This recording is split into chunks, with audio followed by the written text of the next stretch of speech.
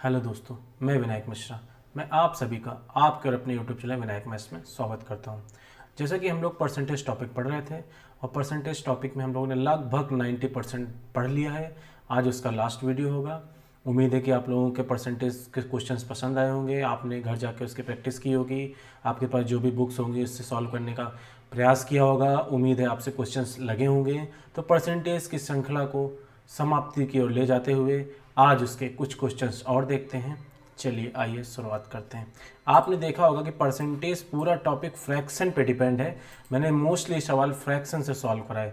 तो जैसा मैंने फर्स्ट वीडियो में आपको फ्रैक्शंस के बारे में बताया था, जिस टाइप की फ्रैक्शन बताई थी, अगर आपने उतनी ही फ्रैक्शन याद कर ली या याद करने से अच्छा बार बार क्वेश्चन की प्रैक्टिस करने से आपको याद हो गई, तो आप देखेंगे क्वेश्चंस आपसे बहुत ही आसानी से सॉल्व हो जाएंगे। चलिए आइए नेक्स्ट वीडियो के अग्रसर होते हैं। देखिए, आज कुछ क्वेश्चंस की क्वालिटी अच्छी होगी। क्वालिटी मीन्स पिक्चर क्वालिटी अच्छी होगी। कुछ बच्चों की शिकायत थी क्वेश्चन नहीं दिखते हैं, बट आज आपको क्वेश्चन अच्छे दिख रहे होंगे। देखिए क्वेश्चन क्या कह रहा है। एक परीक्षा में 65% छात्र गणित में पास हुए, 48% छात्र भौतिकी में पास हुए और 30% छात्र दोनों में पास हुए, तो कितने प्रतिशत छात्र दोनों में फेल हुई। देखो ये किस टाइप के क्वेश्चन, आपने 11th-12th में अगर मैथमेटिक्स से हैं तो आपने एक चैप्टर पढ़ा होगा समुच्चय, सेट्स में इस टाइप के क्वेश्चंस आते थे। तो इस टाइप के क्वेश्चंस को लगाने के दो तरीके होते हैं। एक तो डायग्राम से हम लगा सकते हैं और एक ये फार्मूला बेस्ड क्वेश्चन होते हैं। तो सबसे पहले मैं आपको डायग्राम बताऊंगा किस तरीके से डायग्राम बनाते हैं। जैसे कुछ नहीं, आपको दो गोले बना लेने हैं, ठीक है। राइटिंग मेरी बिल्कुल ही ख़राब है, समझ रहे हैं। राइटिंग क्या बोलो, आर्ट बोलो, राइटिंग तो ख़राब है ही। तो दो गोले बनाने हैं। एक गोला आपका ये हो गया और एक गोला आपका ये हो गया। इन दो गोलों का मतलब क्या है मैं समझाता हूँ। जैसे गणित और भौतिकी की बात हो रही है, मैथ्स और फिजिक्स की बात हो रही है, मैथ्स और फिजिक्स की बात हो रही है। तो जो ये वाला गोला है ना, इस गोले में से इतना वाला साइड, इतना वाला जो है ना, ये ऐसे बच्चे हैं जो सिर्फ मैथ्स में पास हुए। इतना बोल रहा हूँ मैं, ठीक है। ये ऐसे बच्चे हैं सिर्फ किस में पास हुए, मैथ्स में पास हुए। अगर हमने ये मैथ्स को बना दिया और ये फिजिक्स को अगर बनाया है, तो इसमें इतने बच्चे ऐसे हैं जो सिर्फ फिजिक्स में पास हुए हैं। पास की बात चल रही है ना, सबको बात समझ में आ गया। ये गोले की अगर बात देखें तो गोले में तीन चीज़ें होती हैं, वो तीनों चीज़ें आपको अच्छे से पता होनी चाहिए। देखो इतना भाग है वो सिर्फ मैथ्स में पास है और इतना भाग जो है वो फिजिक्स में पास है। आप सोचोगे ये बीच वाला भाग के बारे में क्यों नहीं बता रहे हैं। ये एक ऐसा भाग है जो दोनों में आ रहा है। वो किस में आ रहा है, दोनों में आ रहा है। इसका मतलब इसके जो बच्चे हैं वो दोनों में पास होंगे, मैथ्स में भी पास होंगे और फिजिक्स में भी पास होंगे। सबको गोले का मतलब समझ में आया। एक्चुअल इसका मतलब क्या है। चलो आइए सवाल की ओर अग्रसर होते हैं। देखो कितनी आसान तरीके से हम लोग सवाल लगा लेंगे। अब देखो हम वही दो गोले बनाते हैं आपके सामने। एक गोला ये थोड़ा बड़ा बना लेते हैं तो अच्छे से आपको समझ में आएगा। आर्ट पे बिल्कुल मत जाइएगा। एक परीक्षा में 65% छात्र गणित में पास हुए, तो हम इस गोले को मैथ्स का गोला बोल देते हैं, इस गोले को फिजिक्स का गोला बोल देते हैं, ठीक है। 65% छात्र गणित में पास हुए, 48% छात्र भौतिकी में पास हुए, 30% छात्र दोनों में। तो पहले हम दोनों का प्रतिशत लिख लेते हैं कि 30% छात्र किसमें, दोनों में पास हुए।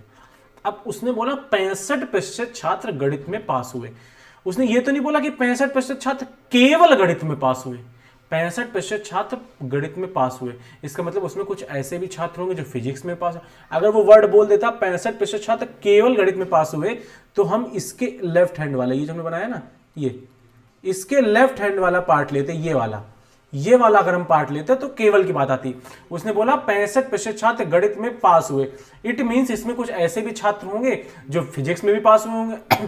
तो हमने उस दोनों में पास हुए अगर 30% है, ये पूरा गोला जो है वो मैथ्स का है। इसमें पूरे गोले में जो पूरा गोला मैंने बनाया ना, ये पूरा गोला पूरा मैथ्स का है। मतलब इसमें ही 65% छात्र पास हुए हैं।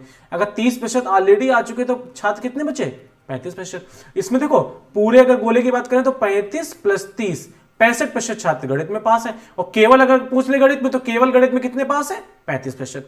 आगे बढ़ते हैं, 48% भौतिकी में पास हुए। अब देखो अगर फिजिक्स की बात करें तो ये पूरा फिजिक्स की है, तो उसमें 30% तो ऑलरेडी आ चुके हैं फिजिक्स में, और टोटल 48 बोला, तो 18% छात्र ऐसे हैं जो केवल सिर्फ फिजिक्स में पास हुए हैं। सबको ये समझ में आ गया? देखो उसने बोला था मैथ्स में कितने हैं, 65% छात्र, तो 30% छात्र दोनों में हो गए, तो खाली बचे कितने, 35% छात्र ऐसे बचे जो केवल मैथ में पास हैं। पूरे गोले में 65 आना चाहिए, तो पूरे गोले में 65 आ गया। वही उसने फिजिक्स में बोला 48% छात्र पास होंगे, तो इस गोले में देखें 30% छात्र दोनों वाले ऑलरेडी इंक्लूड है, तो 18 और लेने पड़ेंगे, तभी तो 30 और 18 48 होगा। अब उसने पूछा है तो कितने प्रतिशत छात्र दोनों में फेल हो, तो हम खाली पास पास निकालने कितने पास है। देखो 35% छात्र तो हमारे मैथ में पास हैं, 18% छात्र तो हमारे फिजिक्स में पास हैं, और 30% छात्र ऐसे हैं जो तीनों में पास हैं। देखो ये सिर्फ मैथ्स में पास है, ओनली मैथ, ये सिर्फ फिजिक्स में पास है, ये फिजिक्स एंड मैथ और फिजिक्स दोनों में पास है। सबको बात समझ आ गई? ये 35% सिर्फ मैथ में, 18% सिर्फ फिजिक्स में, और 30% फिजिक्स और मैथ दोनों में। तो टोटल अगर निकालें तो 8 5 13, 3 3 6 1 7 1 8, मतलब 83% छात्र जो ऐसे हैं वो किसी ना किसी विषय में पास हैं, या तो मैथ में पास हैं, या तो फिजिक्स में पास हैं, या तो मैथ फिजिक्स दोनों में पास हैं। 83% छात्र ऐसे हैं जो किसी ना किसी में पास हैं। तो उसने फेल छात्रों को पूछा है। टोटल 100% होता है, उसमें से अगर 83% पास वाला निकाल लो तो 17% छात्र हमारे जो क्या है वो फेल हो गए। 17% छात्र हमारे क्या हो गए, फेल हो गए। सबको ये बात समझ में आ गई? मैं फिर से बता दे रहा हूं, मैंने एक ये गोला बनाया, ये मैथ का पूरा गोला था। इसमें जो 30% छात्र बीच वाले दोनों में पास थे, यहां पे लिखा 30% दोनों में पास थे, और टोटल मैथ में 65%। देखो ये 65% का मतलब समझे, 65% का मतलब है कि ये मैथ वाले तो इसमें हैं और इसमें फिजिक्स वाले भी हो सकते हैं। ठीक है, सवाल में ऐसा कहीं नहीं बोला केवल मैथ में पास हैं। ठीक है, तो 65% टोटल थे, तो उसमें 30% तो दोनों वाले निकल जाएंगे। भाई 30% छात्र ऐसे हैं जो मैथ और फिजिक्स दोनों में पास हैं, तो 65 में 30 तो निकालना पड़ेगा मैथ वाले, तो 35 बचे। तो 35 जो है इधर वाले सिर्फ मैथ में पास हैं। वही सेम सिनारियो इधर आ गया, 30 चले गए 18 बचे, 48 थे टोटल, 30 इधर चले गए 18 बचे। अब देखो 35 सिर्फ मैथ में, 18 सिर्फ फिजिक्स में, 30 दोनों में, टोटल 83% छात्र ऐसे जो किसी न किसी में पास हुए हैं। बचे कितने, 17%। देखो इसको लगाने का एक तरीका और होता है, ये तो डायग्राम बेस हो गया। एक हम लोगों ने, अगर आप मैथमेटिक्स से होगा कोई, अगर मैथ्स स्ट्रीम होगी उसकी, तो उसको पता होगा, हम सेट्स में एक फार्मूला पढ़ते थे, एन ए यूनियन बी बराबर number of A plus number of B minus number of A intersection B.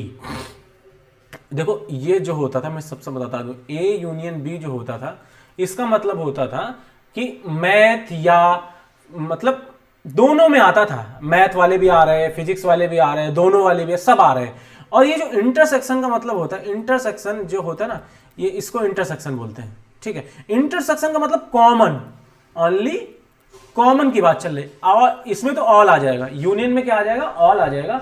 Intersection में किसकी बात चल रही, कॉमन की। जैसे इसमें बोला 30% छात्र दोनों में पास है, तो 30% छात्र कॉमन है, वो यूनियन की बात आ गई। देखो एक होता है यूनियन और एक होता है इंटरसेक्शन। तो इसमें जो होते कॉमन आ जाते हैं, इसमें हम ऑल की बात कर लेते हैं। इसको ब्रॉड लेवल पे तो आपने मैथमेटिक्स में पढ़ा ही होगा, मैंने आपको छोटे लेवल पे समझा दिया। अब समझो, अब हमारा क्या काम बचा। अब जैसे नंबर ऑफ ए हम लिखेंगे, तो नंबर ऑफ ए मतलब ये वैल्यू, पहले वाली वैल्यू नंबर ऑफ ए हो गया।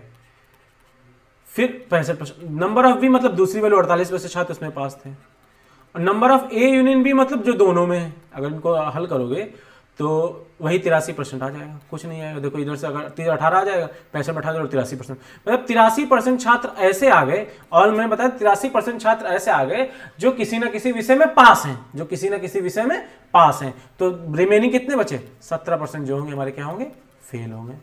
सबको बात समझ में आ गई। यूनियन, ये इंटरसेक्शन मतलब कॉमन हो जाएगा, और यूनियन मतलब हो गया कि किसी न किसी विषय में ऑलरेडी पास है, या तो मैथ में पास है, या तो फिजिक्स में पास है, या तो दोनों में पास है, मतलब किसी ना किसी में पास है। समझ बात आ गई। चलो नेक्स्ट क्वेश्चन की ओर बढ़ते हैं। नेक्स्ट क्वेश्चन हमारा क्या कह रहा है, बहुत ही सरल क्वेश्चन, अगर आते हुए तो आप आराम से लगा लोगे। ये तो आप लोगों ने पढ़ा ही होगा, नहीं पढ़ा है तो मैं पढ़ा दूंगा। 52 हो गया, क्वेश्चन नंबर 53 की ओर अग्रसर होते हैं हम लोग। ये भी देखो कुछ उस तरीके से क्वेश्चन है। एक 60 छात्रों की कक्षा में 40% हिंदी इंग्लिश की बात चल रही है, तो हम वही दो गोला बना लेंगे अपने। पीके मूवी वाले बोला, इसको हम मान लेते ये हिंदी वाला है बेचारा, इंग्लिश वाला है। हिंदी की इतनी दयनीय स्थिति भारत में हो गई है, जबकि हम लोग की राष्ट्रभाषा है, मतलब हम लोगों को हिंदी में बोलना है चाहिए, लेकिन लोग इंग्लिश को इतना इंपॉर्टेंस देते हैं। जो इंग्लिश बोला मीन्स वही एजुकेटेड है, हिंदी वाला एजुकेटेड नहीं। थोड़ा सोच बदलनी चाहिए हम लोगों को कि हिंदी के प्रति अपनी रुचि दिखानी चाहिए। मैं देख रहा हूँ, मैं इंग्लिश के प्रति ज़्यादा रुचि नहीं है, मैं कोशिश करता हूँ हिंदी में बोलूँ, इसलिए मैं हिंदी में पढ़ाता हूँ। लेकिन वही बात है, कुछ बच्चे क्वेश्चन में इंग्लिश में इसलिए दे देता हूँ, कुछ बच्चे सीबीएसई बोर्ड वाले हैं, उनको हिंदी समझ में नहीं आती होगी। चलो पढ़ाई से रिलेटेड छोड़ दो, मैं बोलता हूँ अगर व्यवहार की बात की जाए तो व्यवहार में जो एक इंग्लिश ज़्यादा बोल रहा है उसकी ज़्यादा मतलब रिस्पेक्ट है, हिंदी वाले की नहीं है। तो हम लोग को सोच थोड़ी चेंज करनी चाहिए। चलो हम लोग क्वेश्चन की ओर आते हैं। 40% केवल हिंदी में, 25% केवल इंग्लिश में, और तो कितने छात्र इंग्लिश बोल सकते हैं? अच्छा मेरी एक बात समझना, कितनी अच्छी तरीके से उसने बोला कि 60 छात्रों की कक्षा में 40% छात्र केवल हिंदी में, 25% छात्र केवल इंग्लिश में, वह बाकी दोनों भाषा बोल सकते हैं। अब देखो केवल वर्ड लगाया है, आपको यही याद, पिछले वाले सवाल में केवल वर्ड नहीं लगाया, उसने बोला था केवल नहीं बोला, उसने बोला 65% मैथ में पास है और 48% इंग्लिश में। तो अगर केवल वर्ड ना लगाए, केवल वर्ड ना लगाए, इसका मतलब ये पूरे गोले की बात चल रही। अब उसने बोल दिया कि केवल हिंदी में पास है, अगर केवल हिंदी में पास है मतलब इधर की बात चल रही, इधर की बात।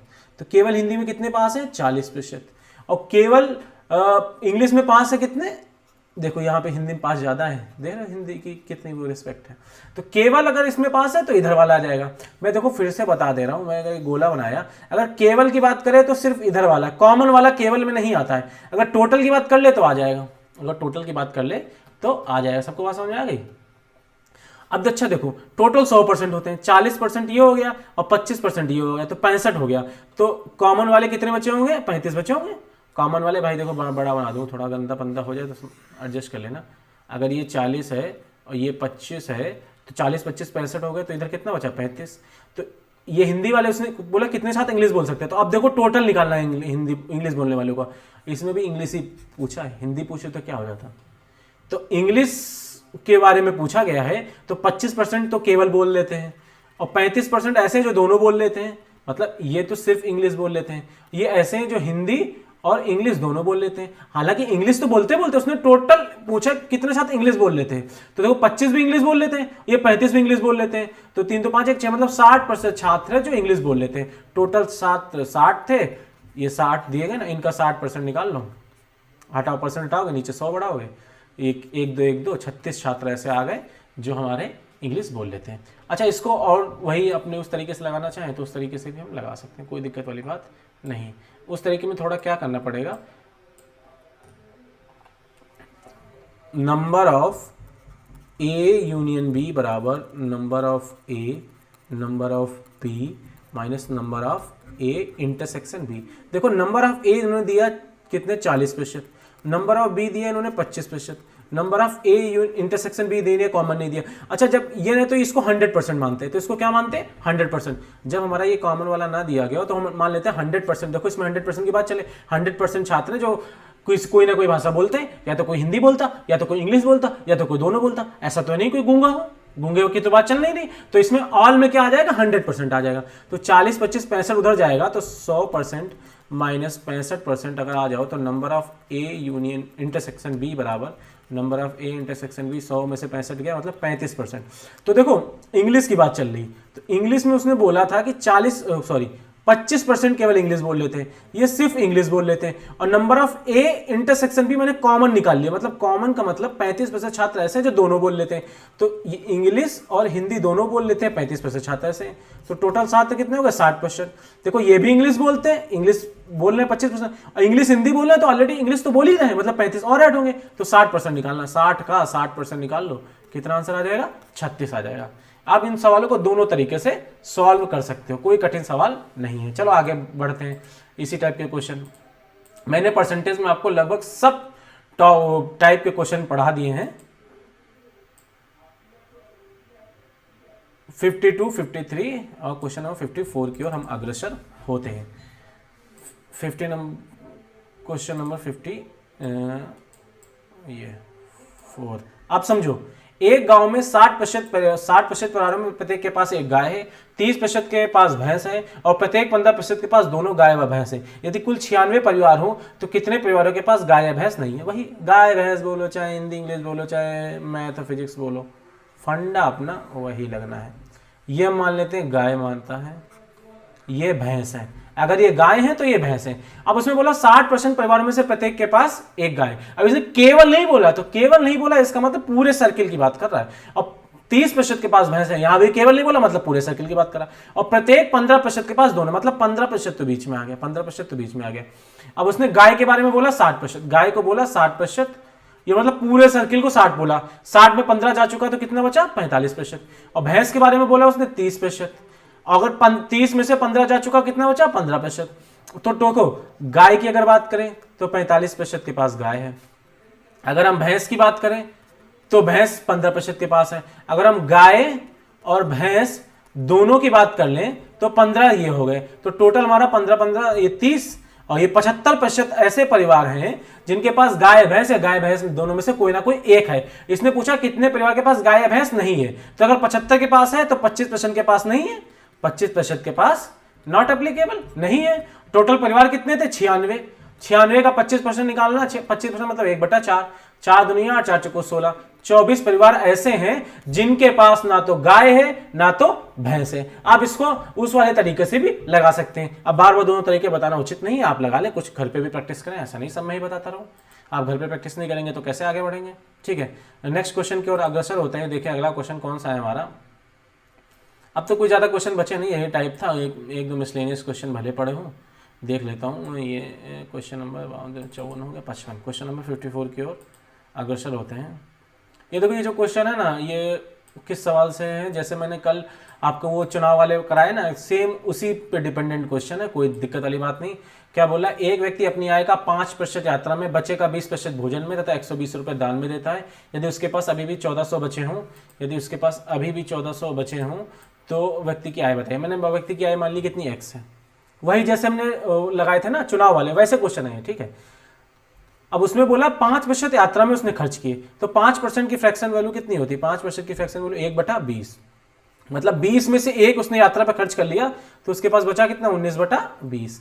फिर बोल रहा है बचे का 20% भोजन में, 20% की फ्रैक्शन वैल्यू 1/5, 5 में से एक भोजन पे खर्च कर लिया, बचा उसके पास कितना? 4/5। और तथा 120 रुपए दान में देता है, तो माइनस 120 रुपए किसमें दे दिए? दान में। तो अभी भी उसके पास कितने रुपए बचे? 1400 रुपए उसके पास अभी भी बचे हुए हैं। फिर से मैं बताता हूं, मैंने उसकी इनकम x मान ली, उसने बोला 5% जो है उसने यात्रा में खर्च कर दिया, 5% की फ्रैक्शन वैल्यू 1/20, तो 20 में से अगर एक उसने खर्च कर दिया तो 19/20 बचा।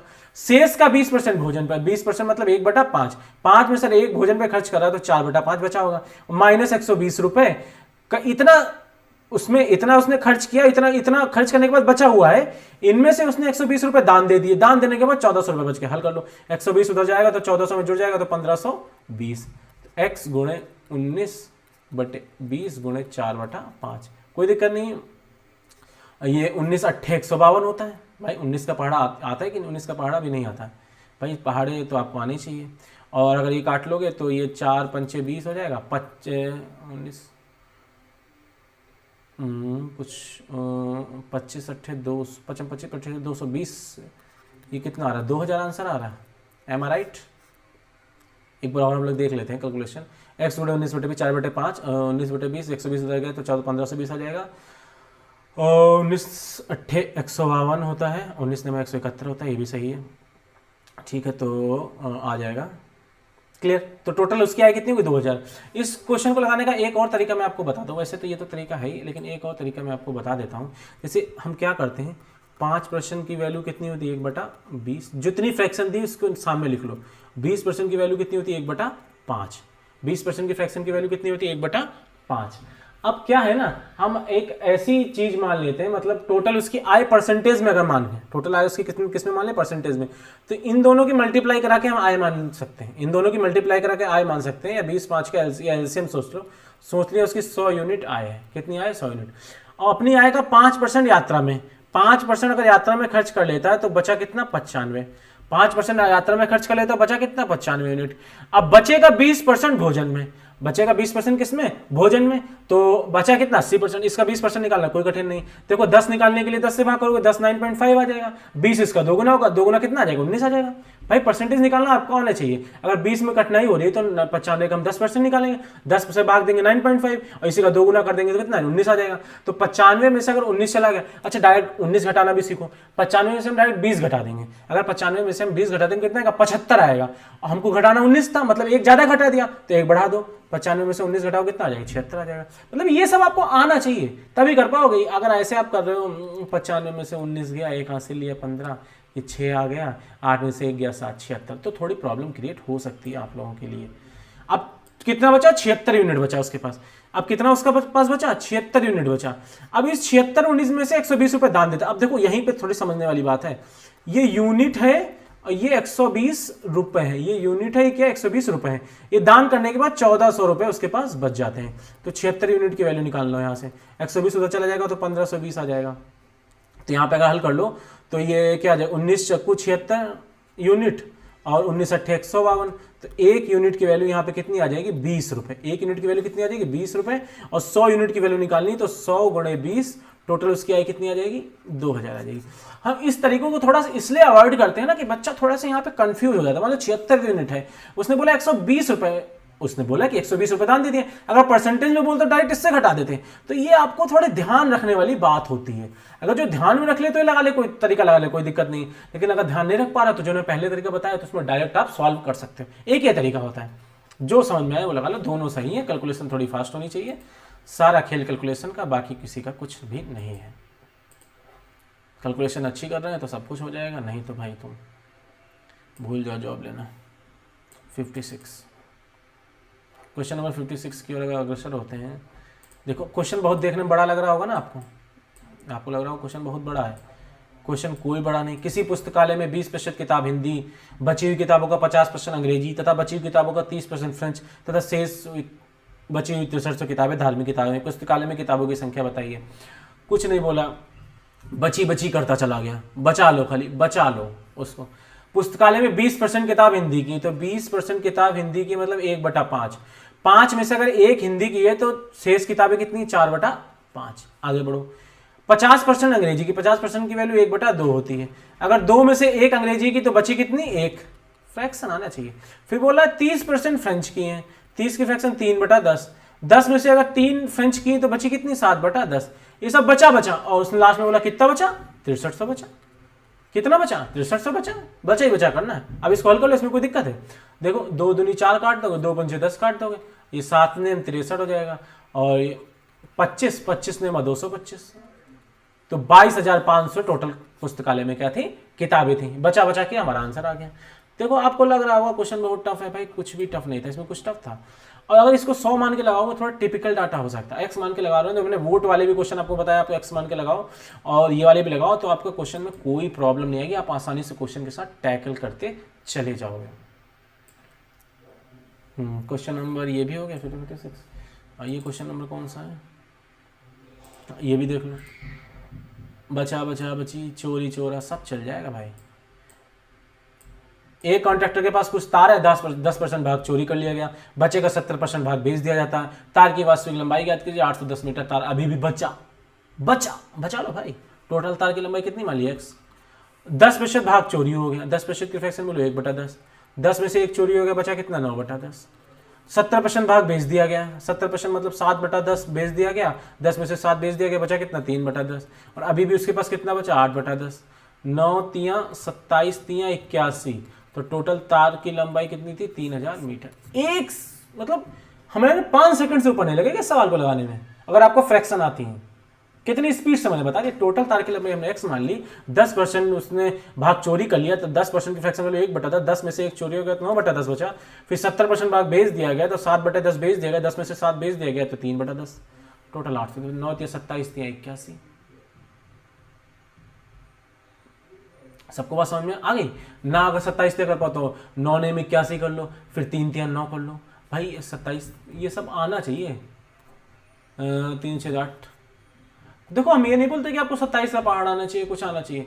अगर हम वनडे एग्जाम्स की तैयारी कर रहे हैं ना तो उसमें कुछ कैलकुलेशन फेमस है जो बार बार यूज होती है तो माइंड में याद हो जाती है। तो 27 दिया 81, ये 45 दूना 90, 45 दिया 135। अब कहते हमको 45 का पहाड़ा याद है, 45 का पहाड़ा नहीं याद है, लेकिन 45 से रिलेटेड जो कैलकुलेशन बार बार यूज होती है वो याद रटी पड़ी है। वैसे ही सब क्वेश्चन, तो ये सब कब रट जाएगा, जब हम ज़्यादा से ज़्यादा प्रैक्टिस करेंगे। Practice makes a man perfect. मैं आपको बार बार वो बात बता रहा हूँ। चलिए नेक्स्ट क्वेश्चन की ओर हम अग्रसर होते हैं कि अगला क्वेश्चन हमारा कौन सा है। द लास्ट वन क्वेश्चन,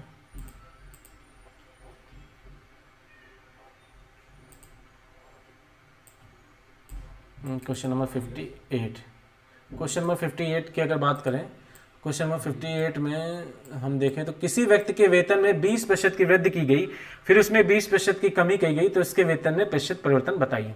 तो देखो इस टाइप के सवाल बहुत सरल होते हैं कि किसी में सेम वृद्धि की जाए, किसी में सेम कमी की जाए। तो इस टाइप के सवालों में क्या मान लेते हैं, 100 मान लेते हैं उसका वेतन कितना 100। तो अगर 20% की वृद्धि की गई तो कितना वेतन हो गया 120, फिर 20% की कमी भी कर दी गई। तो 120 का अगर 20% निकालोगे, 120 का अगर 10% निकालोगे तो कितना आएगा 12 आएगा। 10% निकालो कितना आएगा 12, और अगर 20% निकालो 2 से मल्टीप्लाई 24 आ जाएगा। तो 120 में से 24 का मतलब 96 बचा। टोटल वेतन पहले उसका 100 था, अब 96 हो गया, मतलब 4% की उसकी वेतन में क्या आ गई, कमी आ गई। 4% की उसके वेतन में क्या आ गई, कमी आ गई। देखो इस टाइप के सवाल को लगाने का एक फार्मूला भी होता है, एक्स स्क्वायर अपॉन 100, ठीक है, एक्स स्क्वायर अपॉन 100% होता है। और इस टाइप के सवालों में डिक्रीज ही होता है, अगर बढ़ाया गया घटा दिया गया तो जो एक्स होता है वो क्या होता है 20%, और नीचे क्या होता है 20 का स्क्वायर हो जाएगा, नीचे क्या होता है 100, 20 का स्क्वायर 400 बटे 100, तो क्या आ जाएगा -4%। तो मैं तो कहता हूँ कि आपको ये फार्मूला याद करने की जरूरत नहीं है, ये हमेशा कमी ही होती है। फार्मूला याद करने की जरूरत इसलिए नहीं क्योंकि अगर हम 100 मान के लगाएंगे तो इसको बहुत आसानी से इसके सवाल के साथ टैकल कर जाएंगे। जैसे मान लो कि मान लेते हैं कि 10% की वृद्धि हुई, 10% की कमी हुई, तो मान लो 100 मान लिया, 10% की वृद्धि हुई तो कितना हो गया 110, फिर इसी में 10% की कमी होगी, 110 का 10% 11 आएगा ना भाई। 10% निकालने के लिए 10 से भाग करते 11, 110 में 11 घटाओ 99, तो 11 से 99 हो गया, 1% की क्या आ गई, कमी आ गई। अगर उससे लगाओगे एक्स स्क्वायर बटे 100 से, तो एक्स की वैल्यू 10 और 10 का स्क्वायर 100 बटे 100, ये तो माइनस चलता है, 100 एकम 100 -1% की क्या आ गई, कमी आ गई। एक टाइप ही और था जिसमें सेम बढ़े सेम घटे सेम घटे सेम बढ़े। सबको बस समझ में। मान लो पहले वो घटा रहा है, 100 का 10% घटा रहा है तो कितना हो गया 10 90 हो जाएगा। 100 का अगर पहले मान लो 10% घटाए, इधर क्या कर रहा था 10% पहले बढ़ा रहा था, फिर 10% घटा रहा था। मान लो अब की बार 10% घटा दिया 90 हो गया, फिर 10% बढ़ाया, फिर अगर 10% बढ़ाएगा तो 90 का 10% 9 बढ़ेगा 99 हो जाएगा, फिर भी वही सेम रिजल्ट हमारे पास आएगा कि 1% की कमी आएगी। सबको बात समझ में आ गया।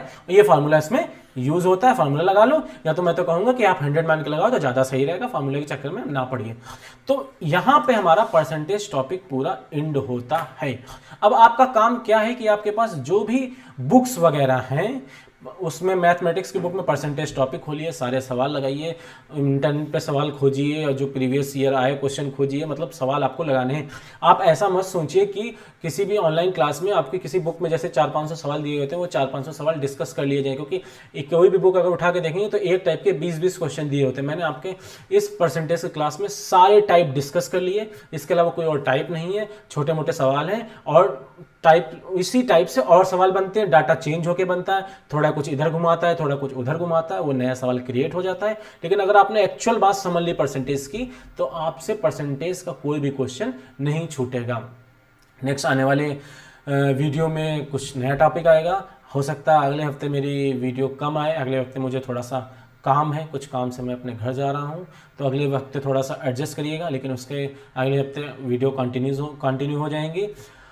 ठीक है, चलिए अब नेक्स्ट वीडियो में मिलते हैं कुछ नए जोश के साथ, नई उमंग के साथ, नया टॉपिक पढ़ेंगे और कोई ऐसा ही टॉपिक आएगा जो परसेंटेज से रिलेटेड होगा, फ्रैक्शन से रिलेटेड होगा, क्योंकि अगर हम एक टॉपिक परसेंटेज पढ़ रहे हैं उसी से रिलेटेड दूसरा टॉपिक पढ़ेंगे तो माइंड में अच्छी तरीके से वो समझ में आएगा। और मेरी वीडियो को ज़्यादा से ज़्यादा शेयर करिए। उम्मीद करता हूँ कि आपको मेरी वीडियो अच्छी लगी होगी। अगर वीडियो अच्छी लगी तो वीडियो को लाइक से सब्सक्राइब करिए। Thank you so much. Till then bye bye, Tata.